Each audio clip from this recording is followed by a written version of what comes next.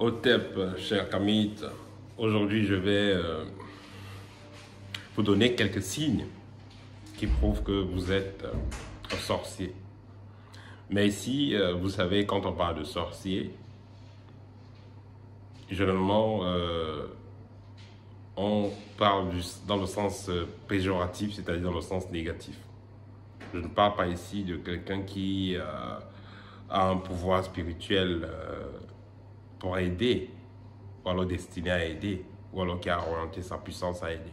Parce que en principe, le pouvoir spirituel, comme on peut appeler la sorcellerie, c'est neutre. Ça peut aller dans le sens positif comme dans le sens négatif.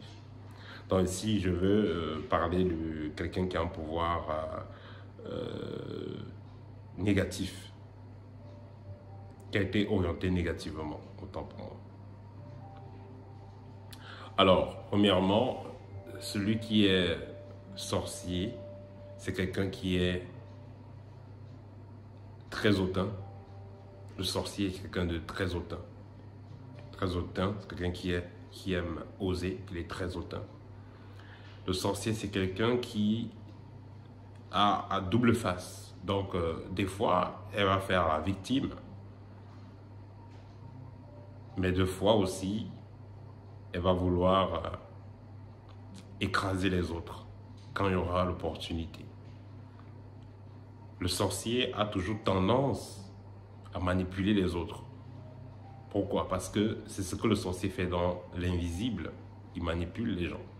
Il pille les gens. Donc le sorcier, c'est clair qu'il n'est pas assez patient. Il veut tout là. Puisque quand il veut quelque chose qui appartient à quelqu'un, il est prêt à sortir de son corps pour aller récupérer. Donc le sorcier est prêt à tout pour avoir ce qu'il veut. Ensuite, le sorcier, naturellement, aura la facilité d'agir hors de son corps. Il aura la facilité d'agir hors de son corps. Il suffira donc qu'il s'est couché sur son lit là, ou il a une chaise, il ferme les yeux. Dans certains cas, il ne ferme même pas les yeux. Et il projette son vampire, comme on le dit souvent en Afrique, pour pouvoir agir sur autrui ou alors tout simplement sur la matière. Le sorcier, il n'a pas besoin forcément des outils matériels pour pouvoir agir sur sa cible. Parce qu'il y a des gens qui vont, pour pouvoir agir, ils ont besoin peut-être de vos cheveux, de vos ongles et tout ça pour agir. C'est vrai que le sorcier peut utiliser ça pour se connecter, mais ça va dépendre du degré de sorcellerie. Il y a des sorciers, juste, il vous a déjà vu, ça suffit. Juste par coup de fil, ça suffit, il se connecte à vous et il fait ce qu'il veut faire avec. Et il y a aussi l'habilité du sorcier de se connecter avec les éléments de la nature, avec les animaux. Le sorcier ne va pas détester les animaux. Chien, chat, il ne va pas les détester parce qu'il peut communiquer avec eux. Surtout si ce sont ces animaux, je veux dire, ou ces animaux neutres.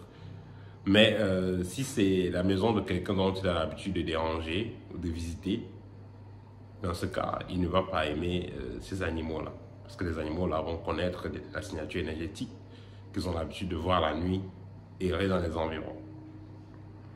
Le sorcier aura également des signes sur sa morphologie. Généralement, il y a des signes dont la nature parle. Vous allez voir des gens qui auront les doigts d'une certaine façon, vous avez un signe sur le doigt, sur les pieds. Voilà. Et cela va prouver que ces personnes sont sorcières, avec des signes comme on voit sur les doigts et sur les pieds.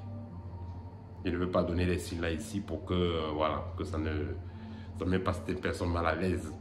Parce qu'au niveau des doigts, au niveau des pieds, il y a des signes. Sur le dos, il y a des signes qui prouvent donc que la personne est sorcière. Alors, le sorcier, c'est quelqu'un qui va, surtout un sorcier qui a l'habitude de faire du mal aux gens la nuit et tout. Le sorcier va aimer la viande de brousse. Le sorcier va beaucoup aimer la viande de brousse Il va beaucoup aimer les aliments qui ne sont pas bien, la viande qui n'est pas très cuite. Voilà. Et il faudra noter que quand le sorcier va manger la viande qui n'est pas assez cuite, bien cette viande rousse là, ça va renforcer son vampire. Mais dans le plan astral, il recharge son vampire avec des éléments tels que le sang de la cible qu'ils vont bouffer pour pouvoir se recharger. Et le sorcier, à l'intérieur de son corps, son vampire est déjà actif, mais actif dans un sens destructeur. Ce qui fait que pour pouvoir se recharger, il va détruire les autres, c'est-à-dire voler les énergies des autres pour pouvoir se recharger. C'est ce qui fait même de lui le sorcier négatif, ou alors celui qui a les pouvoirs spirituels utilisés dans le mauvais sens. Parce que celui qui a le pouvoir spirituel qui est orienté dans le bon sens, pour se recharger, n'a pas besoin de prendre l'énergie des autres. Il va prendre tout simplement de l'énergie dans la nature. Donc si vous passez le prendre l'énergie des autres pour vous recharger, vous passez le temps à manipuler les autres, tout ça c'est la sorcellerie. Voilà. Donc ça c'était des signes pour montrer que vous êtes sorcier, que vous soyez conscient ou non. Ça ce sont les signes qui montrent que vous êtes sorcier. Au TEP et à bientôt.